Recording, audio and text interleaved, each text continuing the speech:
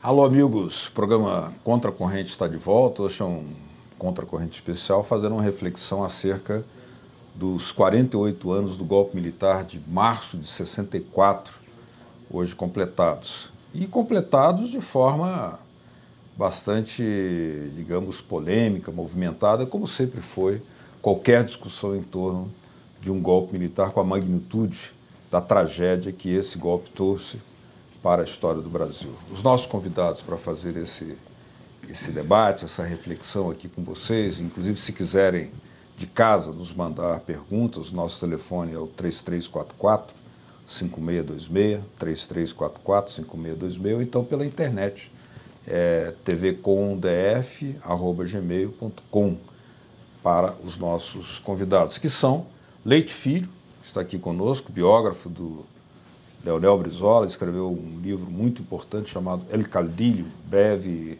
perfil biográfico de Leonel Brizola, jornalista tarimbado, cearense, radicado aqui em Brasília há 43 anos.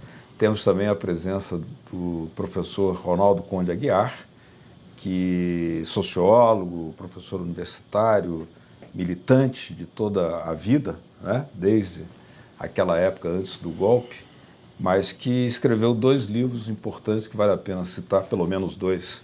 Escreveu mais do que isso. A Vitória na Derrota, A Morte de Getúlio Vargas, é um livro, e o outro, O Almanaque da Rádio Nacional. Delicioso, vem acompanhado de um CD.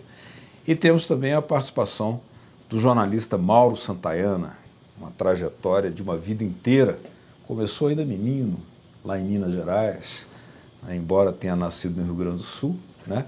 Mas se fez mineiro de coração e alma, né, Mauro? E grande escritor, eu li alguns livros dele.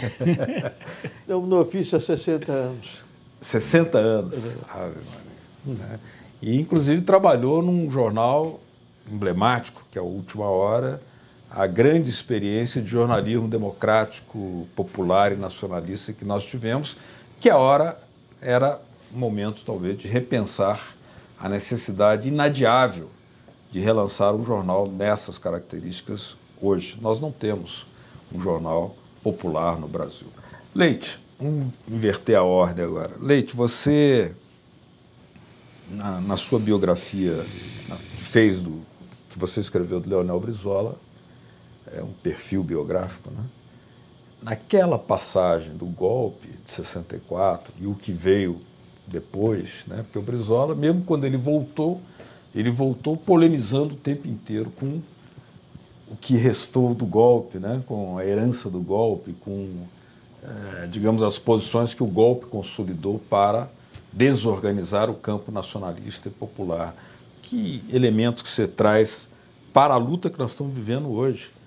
Porque os saudosos do golpe estão aí, comemorando o 31 de março de 64. Na verdade, o Brizola concordava um pouco com o que disse o Mauro Santayana e o Ronaldo Conde. É que os militares, eles eram apenas bucha de canhão, né, dos americanos e dos grandes empresários. Porque, na verdade, o movimento de 64 não foi só golpe militar, como se fala, né, Mauro? Ele foi cívico e militar. Tanto é que os militares estavam lá quietinhos lá, e eles foram chamados lá nos quartéis.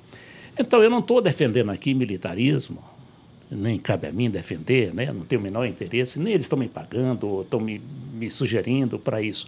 Mas o militar, o Brizola chamava muita atenção do militar no Brasil. É que eles é que fundaram a nossa nacionalidade, a nossa unidade territorial, né?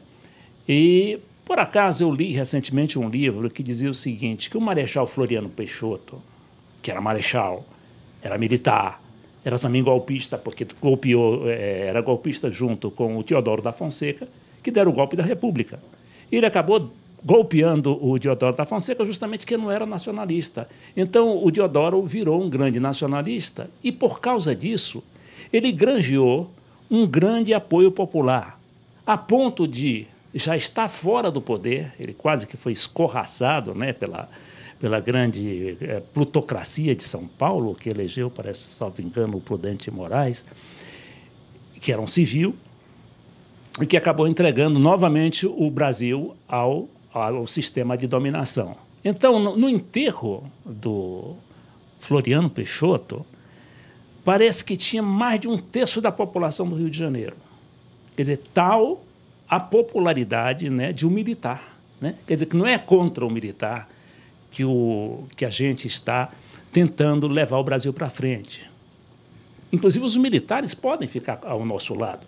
Como eu vi recentemente na Venezuela, eu estive lá na Venezuela e vi lá, por exemplo, cadetes oficiais participarem da Feira do Livro. Né? Eu estava lá num debate, me chamaram lá para falar, eu e a Helena, nossa produtora aqui, a Helena Iona, e lá pelas tantas eu vi uns 30 ou 40 militares, todos jovens, né? Eram cadetes, alguns oficiais, jovens oficiais, e se misturando ao povo e querendo e tomando conhecimento, anotando, fazendo anotação e todo mundo cumprimentando bem. Quer dizer, a integração militar e civil. Então, eu acho importante que, nesse momento, a gente tenha também cuidado, né, para evitar essas provocações, concordo com vocês, mas, ao mesmo tempo, eu ainda queria fazer uma provocação aqui com vocês todos, com o Ronaldo, o Mauro e o Beto. É que nós continuamos isolacionistas. A gente não está vendo, não está olhando para o que está acontecendo nos outros países da chamada Latinoamérica, na Argentina, na Bolívia, no Equador, na Venezuela, na Nicarágua e até na Colômbia. A Colômbia agora está se aproximando da Venezuela, estranhamente, né? E de Cuba também. A Colômbia se aproximou de Cuba. E Cuba também, né? Era isso, então a minha opinião justamente é essa, que o Brasil não pode ficar isolado. Nós já pecamos demais por estar isolados. Inclusive, na época que o Perón solicitou ao Getúlio Vargas fazer uma espécie de plano ABC de incorporação, não era de incorporação, mas de aproximação dos 3 países, ele foi obrigado a recusar, e recusou. Entendeu? Se ele não tivesse recusado, a meu ver, hoje, o panorama seria diferente. O resultado foi que o Perón caiu, aliás, o Getúlio caiu primeiro, né, em 54, o Perón caiu em 55. Né? Então, acho que a gente deve fazer um esforço para acompanhar esse movimento da América Latina e não deixar que nos isole novamente.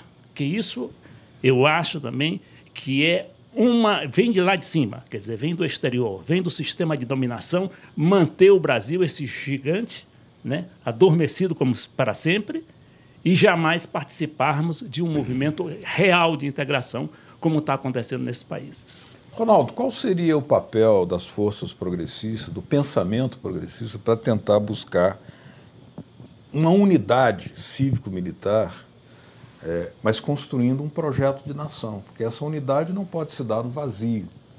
Ela existe hoje na Venezuela, existe no Equador. Há um projeto de nação. E se nós analisarmos dentro dessas polêmicas em torno do 31 de março, também houve um manifesto de militares democráticos agora, que defenderam o regime democrático, atacaram os que são saudosos do golpe militar e estão defendendo a democracia, né? Militares brasileiros. Mas eu noto que a esquerda é ausente em torno desse debate e fica só no pensamento meio maniqueísta. Se é militar, eu estou fora. Quando, na realidade, nós não vamos construir nenhuma pátria nova se não tivermos uma unidade de todas as forças progressistas. Mas como desenvolver esse debate?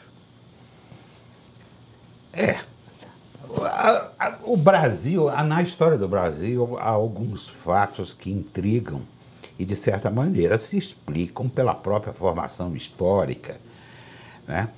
A primeira é isso que o Leite estava falando. O Brasil vive de costas para a América Latina. Sempre viveu. Hoje, então, é mais flagrante.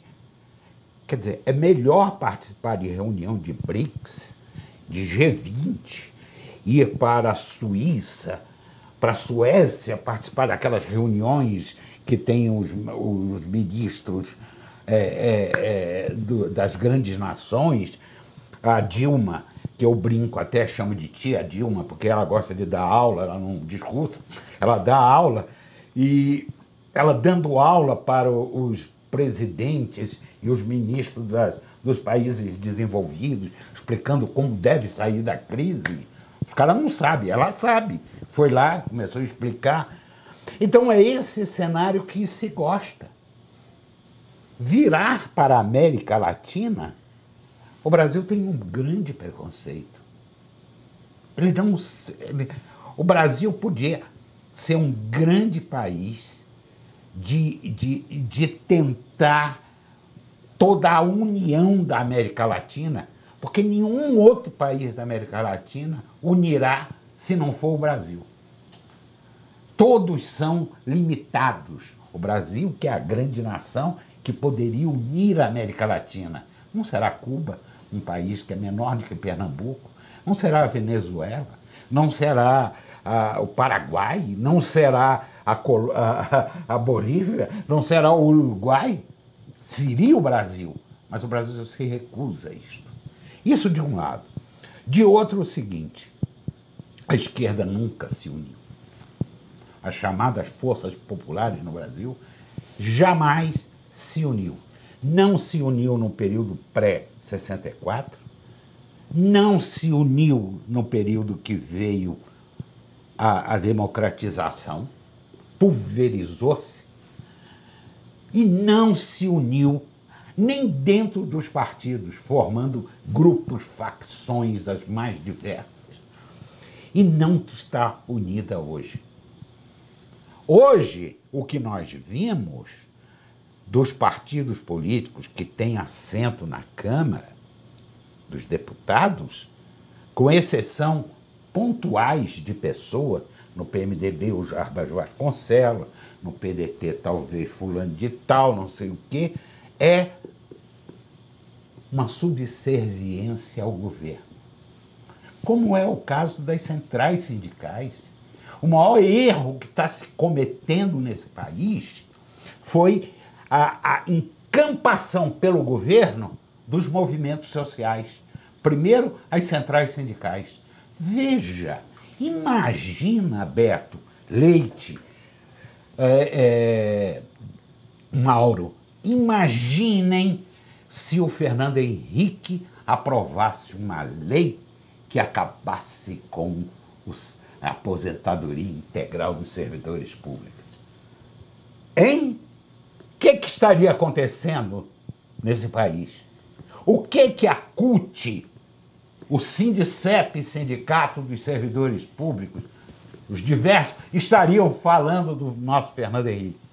Pois o PT aprovou isso, vai ser sancionado e vai se mudar uma coisa que era a bandeira do PT outro dia. E as centrais sindicais caladas. Esses movimentos que nós vimos aí nas ruas, os caminhoneiros ali da Central de Abastecimento de São Paulo, os trabalhadores aqui, os professores, são movimentos dissidentes, lutando contra as centrais, que as centrais estão contra. Cadê o MST? Há quanto tempo não se ouve falar em MST? As ONGs que dependem o governo. Olha. Mas deixa eu fazer o papel do advogado do diabo aqui. Defendendo isso? Não, vou só te dizer o seguinte. Há um provérbio espanhol que diz assim: barriga aliena, coração contento. É verdade. Mas eu acho o seguinte, central sindical, as lutas sindicais, Olha, quando houve a expulsão da Heloísa Helena, esse negócio todo, esse pessoal todo do PT, e eu fui lá assistir um dos espetáculos mais tristes que eu vi na minha vida, inclusive de políticos daqui do Distrito Federal, nossos conhecidos, que chegou a se oferecer pelo jornal para ser um dos acusadores e depois foi demitido por telefone. Na época eu mandei uma carta para o nosso querido senador, que causou repercussão. Eu vi o papel dele, porque ele queria continuar como ministro quando já estava... O Lula nunca gostou do Cristóvão. O Lula nunca gostou do Cristóvão. E iria demiti-lo na primeira hora com humilhação, e assim fez. Bom, o que eu quero dizer é o seguinte, então as esquerdas não se unem. Não se unem porque não tem um projeto único. E não tem sequer um projeto de nação. Não tem algo sobre o qual... Agora, eu lhe pergunto, onde foi que a esquerda já se uniu no mundo? Não, precisa ser também realista, não, né? Tudo bem, tudo bem. É porque cada homem de esquerda, mesmo pela própria liberdade de pensamento, tem um projeto de mundo. Tá? Você está pensando no futuro, você tem um projeto de futuro. Quem pensa em manter o que tem, não tem projeto, não precisa de projeto nenhum. Então está naturalmente unido. Quer dizer, os conservadores estão naturalmente unidos. Eles são os exploradores, a opressão. Eles oprimem, eles estão do lado de cima, eles não querem mudar nada. Por que vão mudar? Nós precisamos, tá? Mas, Mauro, a gente precisa... Mas, Mauro, com licença, a gente tem que levar em conta o seguinte: as esquerdas têm uma dificuldade de se unir. Mas, diante de certas situações, é preciso se unir. É preciso mesmo. Outra coisa que eu quero dizer é o seguinte... Porque a esquerda, eu acho que hoje, o problema dela época... é mais intelectual, Ronaldo, do que político ou, digamos, geopolítico. O que acontece hoje, por exemplo, na Argentina? A esquerda está contra o projeto nacionalista da Cristina. Entende? Uma parte. Uma parte. Sim, mas aqui, por exemplo, com Getúlio Vargas, né? O PCdoB não foi contra o Getúlio, não foi para as ruas lutar contra o Getúlio. Foi? 54, pois 54. Foi. Pois é, mas é isso que eu estou te falando. Foi. Na véspera de 54, de 24 de agosto, na véspera, o Partido Comunista estava pedindo a cabeça do Getúlio na rua. Prestes deu uma entrevista pedindo a renúncia do Getúlio. Exatamente. Claro. Pois é, Tanto é que o jornal Tribuna Popular, que era o jornal do Partido Comunista, E foi recolhido pelos próprios dirigentes comunistas quando viram a reação furiosa das massas pastelando. Mas eles ficaram envergonhados. O que eu quero dizer é o seguinte... Recolheram o jornal. O que eu quero dizer Falta é o seguinte... de visão histórica. Tudo bem. Mas nós não podemos trabalhar com um fatalismo. A esquerda é Mas não é assim. fatalismo, é um realismo, é uma realidade que existe. Sim, mas isso entendeu? tem que Agora, ser superado. Claro, não é Nós superado. vivemos épocas Isso só vai ser diferentes. superado quando tem um líder, Olha. né? Por exemplo, a Cristina, ela, de qualquer maneira, todo mundo desconfiava que a Cristina não era uma mulher de esquerda. Até hoje, muita gente de esquerda diz que não é de esquerda. Eu digo, meu Deus, como é que a Cristina não é de esquerda? O Chávez, tem gente na Venezuela que até hoje diz que o Chávez não é de esquerda. Por quê? Porque ele é nacionalista, a esquerda é internacionalista. Então, então isso nunca, a gente jamais terá um projeto de unidade de esquerda, porque não existe. Que às vezes uma facção da esquerda, como aconteceu dos bolcheviques em 17, quer dizer, uma facção da esquerda... Que superou muitas outras. Toma a dianteira e os outros, então, vão na rabeira. É Nem todos, porque aí tem os trotskistas não foram. É porque essa liderança se impõe, né? Naturalmente, é essa a história, né? O que acontece, o que a história nos conta é isso. Mas olha, eu acho que o período atual, nós estamos vivendo também um período que não só não se une, porque inclusive não tem projeto. Se você dissesse, não, esse tem um projeto, esse tem outro, estão em conflito de ideias ou de posições. Espera aí, Mauro. Só que isso não é verdade. Qual é o projeto do PCdoB hoje? Nenhum. Organicamente, o que eles estão dizendo que é para o país? Nada. O que o PT está falando? Nada. O PDT? Nada. E assim vai por todos os partidos, PSOL e o diabo. Não estão falando nada, porque não tem nada a propor. E o que é pior, não propõem em termos de avanço e fazem revisões de posições que tinham antes.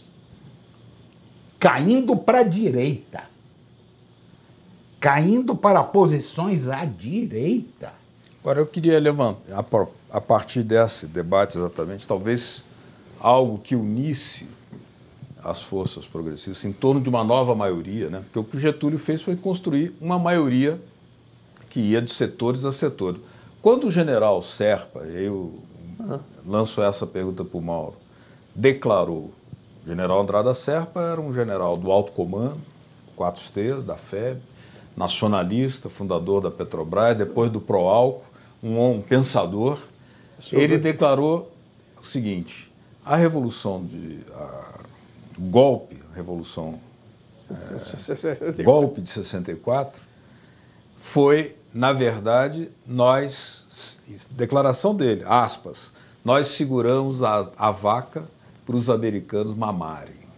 Então, a questão do entreguismo, da desnacionalização, esse talvez seja o programa que faça a nova unidade.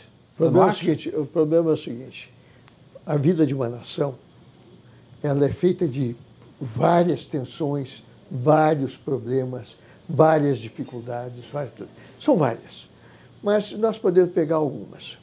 E o problema da esquerda hoje no mundo, qual é o problema hoje da esquerda no mundo? O problema da esquerda no mundo hoje é que o projeto que nós tínhamos, revolucionário, o projeto marxista, se deparou com uma realidade absolutamente nova, a tecnologia. A tecnologia mudou tudo. Então, hoje você tem esse processo tecnológico que substituiu os trabalhadores como a vanguarda histórica. A classe operária não é mais a vanguarda histórica porque não há mais classe operária. Quem é que o processo produtivo está sendo conduzido por quem? Pelos operadores de computadores. A automação chegou a esse ponto, você não tem mais o operário clássico hoje. Tem como a indústria de construção civil, uma outra coisa. O resto são os robôs que estão funcionando. Quer dizer, então, o que aconteceu? Você não tem mais aquele esquema, você não tem mais a socialização do trabalho. Hoje já está chegando um momento que mesmo nos setores de serviços e nos setores das grandes empresas de serviço, você não tem, cada sujeito trabalha em casa com o seu computador. Não tem mais a conversa entre os trabalhadores. Isso é uma das coisas. Por outro lado, a televisão e a própria internet, você separou os homens. Nós nos unimos via internet, mas ninguém vê o olho do outro. Nós não tocamos um no outro, não fazemos isso, o que fazíamos antes. Então mudou a coisa. A esquerda está perplexa, porque a esquerda se esvaziou. A esquerda, hoje, tem que ser outra coisa. Quer dizer, claro que o Marx continua, a visão do Marx está perfeita. Mas o Marx, por exemplo, nós temos outro problema, que é o problema do nacionalismo. O Marx era um internacionalista até... Ele defendeu a expansão americana sobre o México, sobre a América Latina. Porque ele era civilizatória. Ele era europeu, né? Os europeus geralmente pensam assim. É europeu. Então, nós temos que pensar isso. Quer dizer, nós estamos à procura de uma nova ideia que possa promover a justiça no mundo. Porque o problema fundamental da esquerda nem é o processo de produção, nem nada disso. O problema fundamental da esquerda é a justiça, é a equidade, é a igualdade essencial entre os homens. Igualdade de oportunidade, igualdade de realização, igualdade de ser, é isso. E que é, no fundo, o processo democrático. A democracia procurava o quê? A isonomia entre todos os homens. Que o discurso da esquerda, o discurso marxista, é uma evolução sobre o pensamento clássico da Grécia, que era a esquerda. Péricles era um homem de esquerda. Vamos colocar a coisa assim. A democracia é uma ideia de esquerda. Sempre foi. Então, nós estamos hoje com esse problema.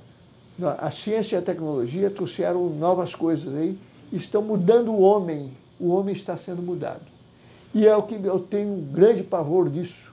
Isso me faz ter um certo medo. O Jean Batista Vico disse isso muito bem, quando ele disse o seguinte: a técnica pode nos levar à nova barbárie. E ela está aí a nova barbárie. Está aí a nova barbárie. Quando você não toca numa pessoa, você não conhece a pessoa, você não vive com ela, matá-la fica fácil. Mas é preciso, Mauro, dizer uma coisa. Esse negócio de falar da tecnologia assim, em geral, é muito perigoso. Você tem setores onde o nível de desenvolvimento tecnológico e de automação, por exemplo, o sistema bancário, ele foi bastante intenso. E no momento que hoje não, mas no momento que eles estavam sendo introduzidos, ela gerou bastante desemprego, esse negócio todo e tal, uma substituição de mão de obra por máquina. Hoje você não vai no caixa, você vai na caixa e você mesmo opera e paga por isso, né? Para os banqueiros foi muito bom porque ele deixou de pagar o caixa e você paga ele para usar a máquina. Bom, mas isso é outro, né? Mas isso é outro problema. Mas há setores onde a automação foi baixíssima. Na média geral, Mauro, a automação não passa de 8% do setor industrial. Isso em escala mundial. Isso os estudos mostram. Então, o que nós temos que ver com grande relatividade isso. No próprio setor industrial brasileiro, de montadoras, você tem um setor da fábrica onde você tem operado por trabalhador, o robô que faz certas operações, mas em outros setores dentro da própria planta industrial de automóveis, você tem o trabalhador mesmo, trabalhador tradicional, esse negócio todo. Então, esse negócio de generalizar, eu acho... Não, quando você... Então, classe operária ainda existe. E a outra coisa que eu queria fazer um esclarecimento... Mas se tem a classe operária, não tem a classe operária com a consciência de classe operária. Ah, sim. E por que não tem? Aí sim. É a tecnologia. Mas aí não é não. Não é não. Comunicação. Não é não. Não é não. A classe operária não tem consciência, não tem consciência das coisas, porque se vende para a classe operária uma ideia de que os jornais fazem isso, a imprensa faz isso, hoje se fala em classe C, classe média, não se fala mais em classe operária, se usa um jargão falso, que quando fala assim, classe C, classe A, você está certo. Qual é o seu conceito de classe? O cara não diz, o cara não sabe, ele apenas vai por faixa de renda. O que eu quero dizer, e por faixa de renda do IBGE, eu estou na mesma classe que Elke Batista. Você está na mesma classe que Elke Batista. Sabia disso? Sim. Você não ganha mais do que 10 salários mínimos? Bom, então, acima de 10 salários mínimos, classe A. E mas você não é proprietário de meio de produção. Mas isto... Você não tem refinaria. Mas isto é uma definição de classe social. Essa é classe. Que eles não marxista. Essa é marxista. Claro, é esta que é a questão. Então, vende-se pela televisão uma ideia de classe que não tem nada a ver com o conceito real de classe social. Então, não há operário, não há isto, não há mais camponês, não há mais nada disso. Bom, não foram os romanos que disseram que a história é escrita pelos vencedores? Então, os vencedores são os meios de comunicação. Agora, eu queria aproveitar esse mote. É esclarecer. Não, eu sei. Eu queria só aproveitar o mote. Eu só queria dizer a segunda coisa aqui, de uma coisa que ele falou. Quando o Karl Marx defendeu, ele defendeu exatamente o seguinte: aqueles negócios de John Wayne, de cowboy invadiu coisa e matando índio, ele defendeu em artigos que ele assinou no New York Times. Mas é preciso entender que ele não defendeu assim, matem-se os índios, oba! Ele não escreveu assim. O que ele escreveu foi uma análise mostrando o seguinte: os índios serão dizimados se não se incorporarem a essa modernidade que está avançando. O novo modo de produção. Está havendo uma alteração E isto é da história, não é a opinião dele. A história sempre foi assim, desde o escravismo até o capitalismo moderno que nós temos Você hoje. acha que a escravidão acabou?